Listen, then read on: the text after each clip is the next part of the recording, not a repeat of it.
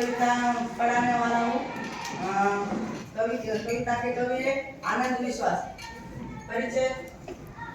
जन्म जुलाई 1949, शिकोहाबाद उत्तर प्रदेश। रचनाएं मिटने वाली रात नहीं, करकटी बाकी, देवम, गर्मागरम सपेड़े, दुखे बहादुर बेटी। परिचय। आनंद विश्वास जी अंधविश्वास और मुश्किलों के ताप से पिघलते जीवन के प्रति विद्रोही स्वर रखने वाली कवि।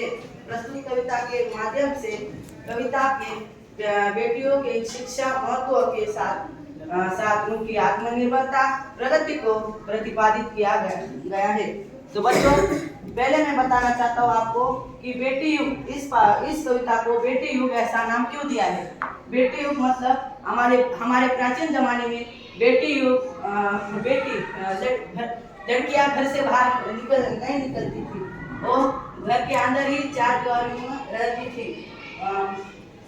उनको उस समय उनको घर से बाहर निकलना अलाउ नहीं था।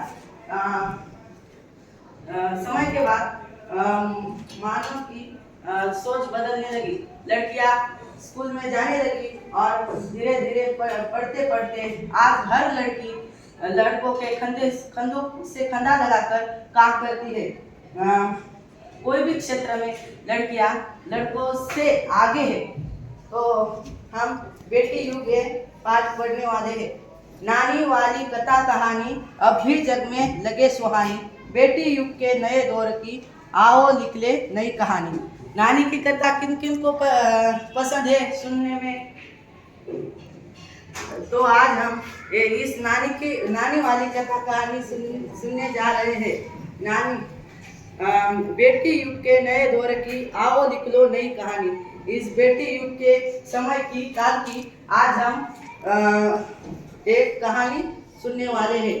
बेटी युग में बेटा बेटी सभी पढ़ेंगे सभी बढ़ेंगे, औलादी ले नेक इरादे खुद अपना इतिहास गढ़ेंगे। इस बेटी युग में मैंने तो आपको बेटी युग का अर्थ बताया है, तो इसलिए बेटी युग में बेटा बेटी सभी पढ़ेंगे सभी बढ़ेंगे।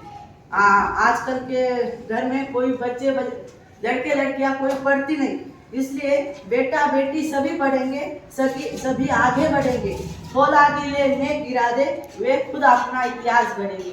मजबूत इरादों के साथ वो खुद अपना इतिहास गढ़ेंगे, स्वयं अपना इतिहास गढ़ेंगे। देश पढ़ेगा देश बढ़ेगा, दौड़ेगी अब तरुण जवानी, नानी वाली कथा कहानी अब भी जग में लगे सुहानी। सारे पढ़ेंगे तो अपना देश पढ़ेगा, देश आगे बढ़ेगा अब, और दौड़ेगी अब तरुण जवानी, सब नौजवान दौड़ेंगे, शिक्षामय होंगे। नानी वाली कथा कहानी अब भी जग में लगे सुहानी। इस नानी की कथा कहानी अब भी जग में सबको पसंद है, सबको सुनने को पसंद है। बेटा शिक्षित आदि शिक्षा, दोनों शिक्षित पूरी शिक्षा, दोनों शिक्षित पूरी शिक्षा। हमने सोचा मन में ठानी, सोचो समझो करो समीक्षा।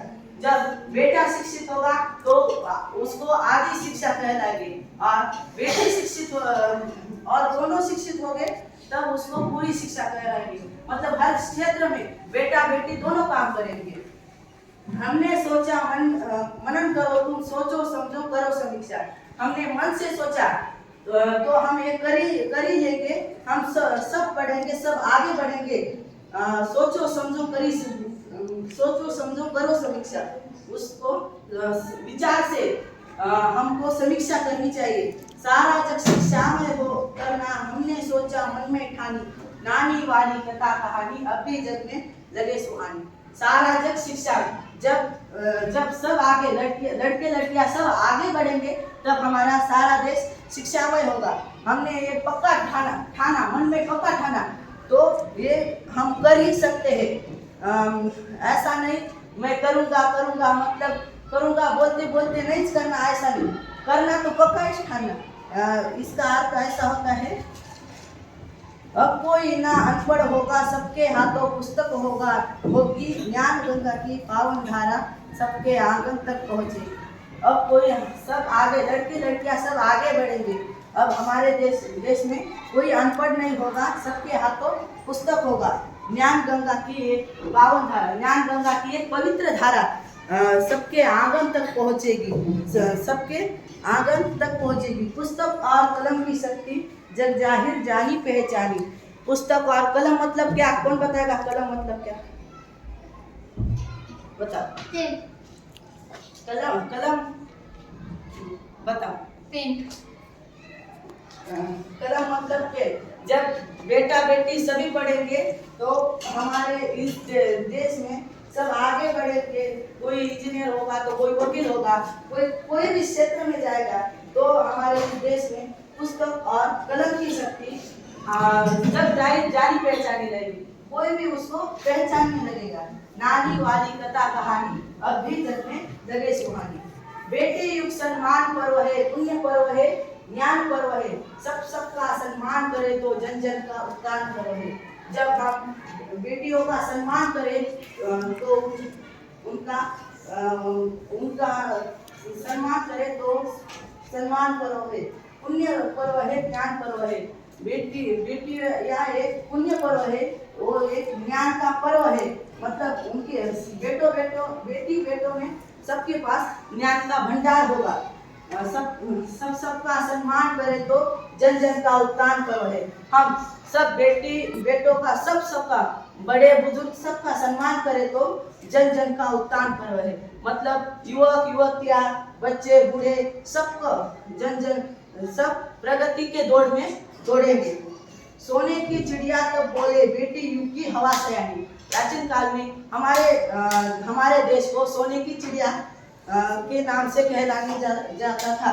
तब इस बेटी युग के नए दौर से अब फिर हमारे इस देश को सोने की चिड़िया कहलाएंगे। नानी वाली कथा कहानी अब भी जग में लगे सुहानी। ये नानी द्वारा कथा कहानी है, ये अब भी जग में सुंदर और सुहानी है।